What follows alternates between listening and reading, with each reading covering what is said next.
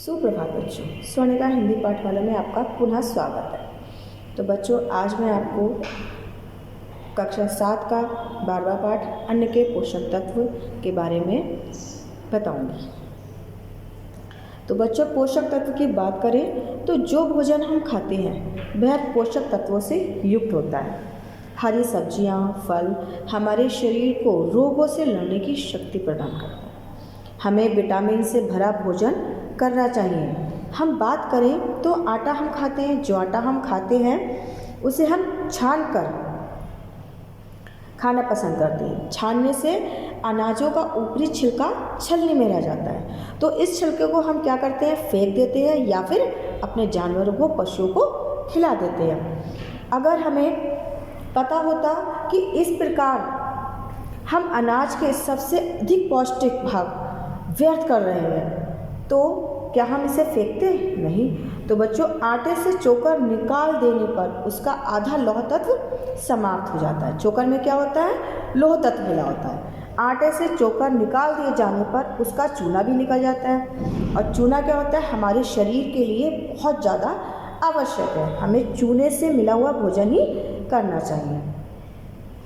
चूने की कमी से हमें अनेक रोग उत्पन्न हो जाते हैं। जब हम आटे को छान कर उसका चूना निकाल देते हैं तो वो चूना रहित हो जाता है, चूना निकल जाता है उस आटे में से, और उसका हम सेवन करने से हम बीमार पड़ जाते हैं। तो हमारे शरीर में चूने की कमी आ जाती है। इसकी कमी से हमें अनेक रोग हो जाते हैं। सबसे ज़्यादा नुकसान होता है हमारे दांतों को। दांत जल्दी गिरने लगते हैं या खोखले हो जाते हैं।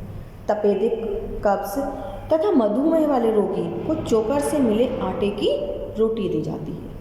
आटे से चोकर निकाल कर फेंक देने की बजाय हमें उसका प्रयोग करना चाहिए।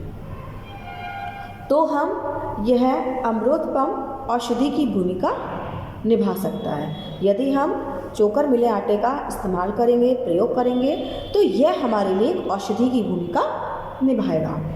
तो बच्चों, अब हम इस पाठ से संबंधित कुछ शब्दार्थ देखते हैं। तो बच्चों देखिए, इस पाठ से संबंधित शब्दार्थ इस प्रकार से हैं। खाद्यान्न यानी खाने योग्य अन्न, जो भी हम भोजन करते हैं वो अन्न। बेकार व्यर्थ यानी कि बेकार, जो चीज़ बेकार हो गई, व्यर्थ हो गई। स्वाद लिप्सा यानी कि चटोरापन। निष्कर्ष यानी कि परिणाम। पोषक यानी कि पोषण देने वाले। पथ्य हितकर या फिर वह हल्का खाना जो रोगी के लिए, जो बीमार होते हैं उनको देने के लिए लाभदायक होता है। फिर आता है स्नायु यानी कि शरीर के भीतर की वे नसें जिनसे स्पर्श और वेदना आदि का ज्ञान होता है, जैसे नाड़ी है, तंत्रिका है। फिर आता है रक्ताल्पता यानी कि शरीर में रक्त की कमी। सुस्वादु यानी कि अत्यंत स्वाद युक्त, स्वाद से भरा हुआ, प्रायः विशेषकर या बहुधा। अभाव यानी कि कमी। फिर देखिए कोष्ठ यानी कि उदर का मध्य भाग। सुचारू भली प्रकार। फिर देखिए अद्भुत यानी कि आश्चर्यजनक। विशद स्पष्ट या स्थिर। महाव्याधि यानी कि बड़ी बीमारी। व्यापक बहुत बड़ा या विस्तृत। तो बच्चों, ये थे आपके इस पाठ से संबंधित शब्दार्थ। अब हम आते हैं अपने अभ्यास कार्य पर।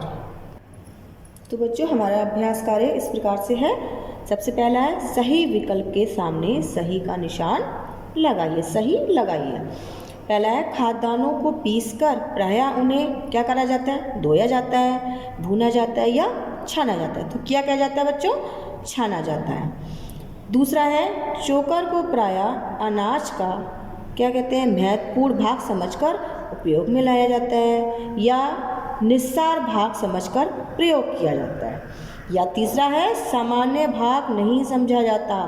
तो चोकर को प्रायः अनाज का सामान्य भाग नहीं समझा जाता। तो आप इस पर सही का निशान लगाएंगे। तीसरा आता है स्वाद लिप्सा यानी कि स्वाद से भरा हुआ के दुर्गुण के कारण ही चोकर को क्या करते हैं, फेंक दिया जाता है। के प्रयोग में लाया जाता है या विशेष खाद्यान्न माना जाता है। तो स्वाद विवशस्य के दुर्गुण के कारण ही चोकर को फेंक दिया जाता है, यानी कि हम स्वाद भरा खाना पसंद करते हैं इसलिए हम आटे से चोकर को निकाल कर फेंक देते हैं। तो बच्चों आप इस पर निशान लगाएंगे। चौथा आता है